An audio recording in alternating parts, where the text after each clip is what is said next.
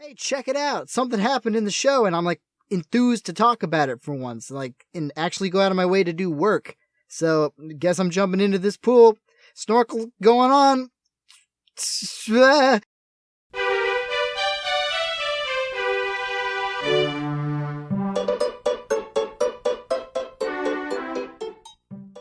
We open on a happy enough note. Rainbow is helping the Wonderbolts out for a show for their tour. Rainbow's #1 fan is there to represent the fan club and to show excitement for Rainbow.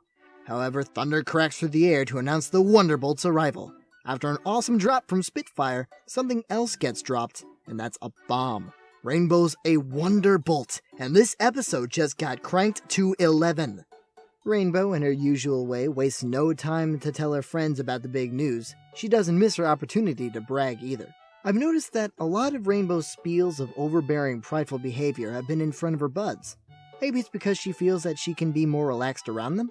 I can say that we all go through similar behavioral changes like this before, right guys? Come on, I can get a hand up. Come on. Yeah, but I'll have to admit that it was hard to hear this side of Rainbow come out again. Part of me just wishes that she'd just grow out of this nature and learn already from her numerous mistakes. But the other part of me sees this as an unchangeable and important part of her character. Taking away Rainbow's bragging would be like taking away AJ's countryisms. After that little interlude, Rainbow meets up with Spitfire to begin practice for the routine. This is where Rainbow gets an important lesson. Always look both ways before crossing the runway. But we all knew she would forget that rule shortly. We also see Rainbow's nerdy side come out here. It also reminds us that all the work she put into testing 1, 2, 3 didn't go to waste. And though Spitfire tries to fight it at first, even she joins in the fact-spouting fun as we're given another reminder of the Pegasi Greek influences. But once Rainbow's in uniform, that's when we get to the real meat of this episode, and that meat is topped with the bitter flavor of name repetition. More like Rainbow Crash! Yep, I sat myself down for a bad time when that old name Crash came out. Like, come on, it's the only thing she's been called for the entire show. Except for that one time with Rainbow Wobble. Well, heck, we're even treated to a flashback that proves she has had the same insult thrown in her face her whole life. This and the Wonderbolts' teasing continue to make me feel pain for Rainbow. That being said, this time it's personal. Oafish bullies are one thing, Spike is another, but the Wonderbolts are an entirely different beast. Rainbow doesn't even have time to recover from this emotional strain. It's straight to the practice course. There we're shown two things. The Wonderbolts continuing to call her Crash, but also that she's having a bit of a hard time fine-tuning the routine. This effectively shows that she's not immediately good at everything she does. Nice touch. After that practice session, we find ourselves back at the barracks. Here we're given a twinge of gentleness. Soren said it back on the course, and now Fleetfoot, best Wonderbolt, says it too. They say Crash, but without belittlement. To them, it's become a legitimate nickname, which they try to say with kindness. Rainbow's not taking it, however, and it all goes poorly. Twitchy, twitchy, twitchy, twitch. Back at her place, she spills the news about her bad day. That's when Twilight has the decency to tell her friend that she'll find her niche on the team, just like all the main 7. Starlight cancelled, I guess. Probably off playing patty cake with Trixie. Pfft, can't be helped. Okay, now listen. Here's the part where we find out we signed up for a wacky world trip when Rainbow starts copying the rest of the cast. It's hilarious, but why? Caremare? Rainbow Fash? Also, why no Twilight hair? I guess she used up her Twilight Morphin hair powers back in Season 5. Ah well, she does a good AJ impression at least. All of her struggles are for naught though, since her nickname has already been blazoned onto her swag jacket. She attempts to amend this in one last-ditch effort at the Ponyville show, which involves scoots, a ramp, lightning, and a ton of potential damage. We're talking serious levels of potential here, guys. Arm-breaking levels. Well, they had arms anyway. In the end, it didn't work. Who called it? Here, Rainbow confronts the team with her mistakes and is willing to get kicked off for them. It doesn't happen though. This is when it's revealed that they all have embarrassing nicknames. Until you get to Daisy, that is. Rainbow now realizes the name is meant as an endearment and that her heroes actually look up to her now. We're gifted with one more little scene where Rainbow's friends come to console her. It's not needed though.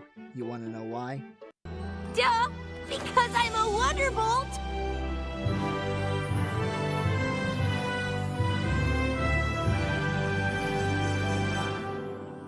You know what? By the time this episode was over, I was grinning wide and happily clapping. I thought this was an excellent episode. The episode really worked well as a whole. Almost every character got to shine. The few lines which the rest of the main cast did get didn't conflict with their characters and provided a nice opportunity to show us their support. Especially Twilight. You wouldn't believe how relieved I was to see that she wasn't stressing out over some minute detail or silverware placement. Is proper silverware placement! Pinky's humor again succeeded in making me laugh, but this was Dash and the Wonderbolts episode. This episode provided great perspective into the Wonderbolts team. The way they interacted was believable and totally relatable to me. Dash also did not disappoint, for the most part. The single hiccup in this episode was the whole character roulette thing. It just didn't fit. You know what I mean? The execution of this story was also done very well. The whole episode I felt bad for Rainbow for multiple reasons. This constant barrage against Rainbow made the payoff incredibly sweet and satisfying. I felt her pain and took part in her joy. But I can't end it without bringing up the animation. This episode has stood out from the rest in Season 6 so far with its beauty.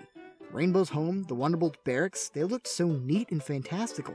Something about the regular animations also felt very smooth and thought out. Well done, artists and animators. But all in all, this was Dash's victory. We followed her from beginning to end as she's chased down this dream. Season after season, we saw her get closer from being in the same room as the Wonderbolts for the first time to taking Windrider's place. Her journey has certainly had some highs and lows, but it has all led here. Congratulations, Rainbow. You're finally a Wonderbolt. So flip. So there you have it, folks. Like my first ever review type thing that I tried to do, and like I'm gonna try to put on this channel. I mean, if you're watching right now, that means I put it on the channel and actually did something with my life. So cool. This episode is clearly gonna be important to me because Rainbow's a newbie and started out in Wonderbolts. I'm a newbie and started out doing something like this. So it's kind of a cool and interesting time for me, but more importantly, that was a review, so if you want a second opinion and like you don't quite agree with my opinions, here's like a couple more that you can try to choose from. So like, I don't know, it's a bit of a roulette. Like I put a positive one and a negative one there. Maybe I put both. It's like a fun thing. Like go see one, go get a second opinion, and they will enjoy the viewership, or you will enjoy the viewership. Man. So yeah. Thanks for watching, I suppose, and oh man, the send card's already too long. Shoot! You don't want to know what they call me.